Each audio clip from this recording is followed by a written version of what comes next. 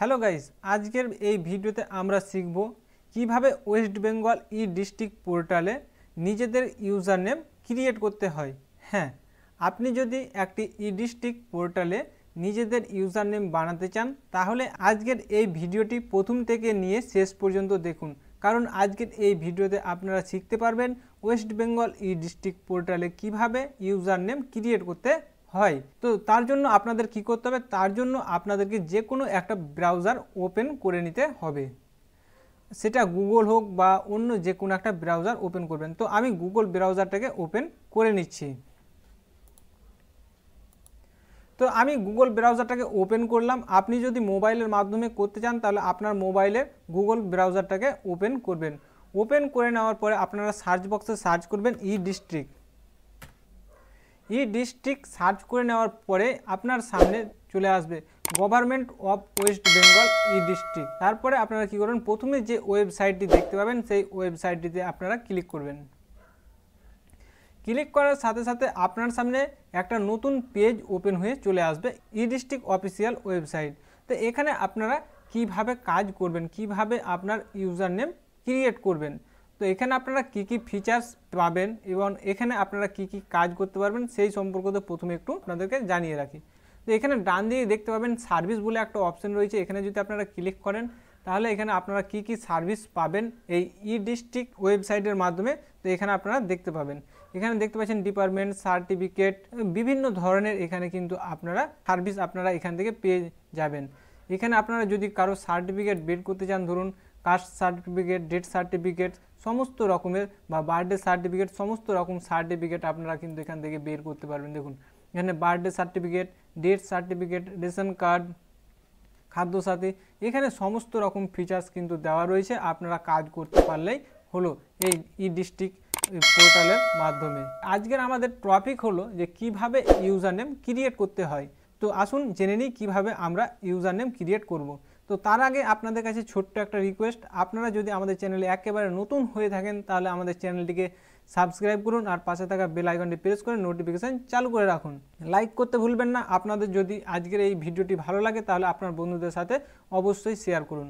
তো প্রথমে আপনারা কি করবেন, ই ডিস্ট্রিক্ট পোর্টালটা ওপেন করে থাকা অবস্থায় এখানে দেখতে পাবেন ডান দিকে ওপরের দিকে দেখুন লগ ইন/সাইন আপ। এই লগ ইন/সাইন আপের উপরে আপনারা একবার ক্লিক করবেন। ক্লিক করে নেওয়ার পরে আপনার সামনে এইরকমভাবে একটা ইউজার নেম ক্রিয়েট করার জন্য একটা নতুন পেজ ওপেন হয়ে আসবে। আর আপনার যদি ইউজার নেম আগে থেকে ক্রিয়েট করা থাকে, আপনার যদি ই ডিস্ট্রিক্ট ওল্ড ভার্সন পুরনো ভার্সনটা থাকে, সেই ভার্সনের যে ইউজার নেম ছিল সেই ইউজার নেমের মাধ্যমে কিন্তু আপনারা ই ডিস্ট্রিক্ট 2.0 নতুন ভার্সনটাকে ওপেন করতে পারবেন।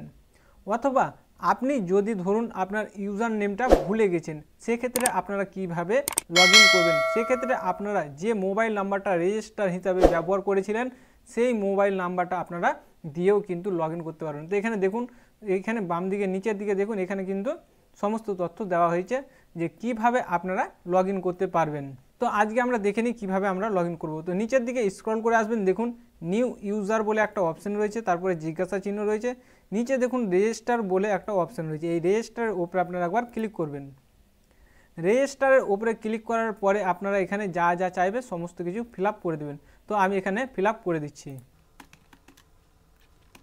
তো আমি প্রথমে দিয়ে দিলাম ফার্স্ট নেম, সেকেন্ডে দিলাম লাস্ট নেম। এবার নিচে তারপরে তৃতীয় নম্বর দেখুন এখানে আপনার ইমেল চাইছে, এখানে আপনারা ইমেল আপনার যে কোনো একটা ইমেল দিয়ে দিবেন।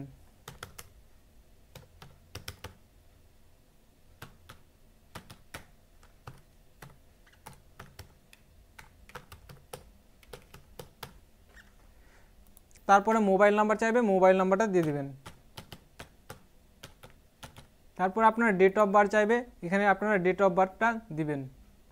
ডেট অফ বার্থ সিলেক্ট করার জন্য আপনারা কি করবেন, ডেট অফ বার্থ সিলেক্ট করার জন্য এখানে আপনার প্রথমে সালটাকে সিলেক্ট করবেন। এখানে 2024 দেখতে পাচ্ছেন, 2024-এর পাশে অ্যারোর চিহ্ন রয়েছে, অ্যারোর চিহ্নতে আপনারা ক্লিক করবেন।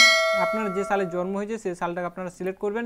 সিলেক্ট করার পরে তার পাশে দেখতে পাচ্ছেন ডিসেম্বর, এই মান্থটাকে আপনারা যে মাসে জন্মগ্রহণ করেন সেই মান্থটাকে সিলেক্ট করবেন। তারপর এখানে যে তারিখে জন্মগ্রহণ করেছেন সেই তারিখটাকে সিলেক্ট করে নেবেন। তারপরে ইউজার নেমটা আপনারা কি করবেন, ইউজার নেমটা আপনারা আপনাদের নিজের মতো করে রাখতে পারবেন। আপনারা যা রাখতে চান সেই নামটাই কিন্তু আপনারা রাখতে পারবেন। তো আমি এখানে একটা ইউজার নেম দিয়ে দিলাম। তারপরে নিচে কি করবেন, রেজিস্টারে ক্লিক করবেন। রেজিস্টারে ক্লিক করার পরে কিন্তু আপনার মোবাইলে একটা ওটিপি যাবে, সেই ওটিপিটা এখানে লিখবেন, তারপরে এখানে সাবমিট করে দেবেন। দেখুন আমার কিন্তু ই ডিস্ট্রিক্ট পোর্টালে ইউজার নেম কমপ্লিট হয়ে গেছে।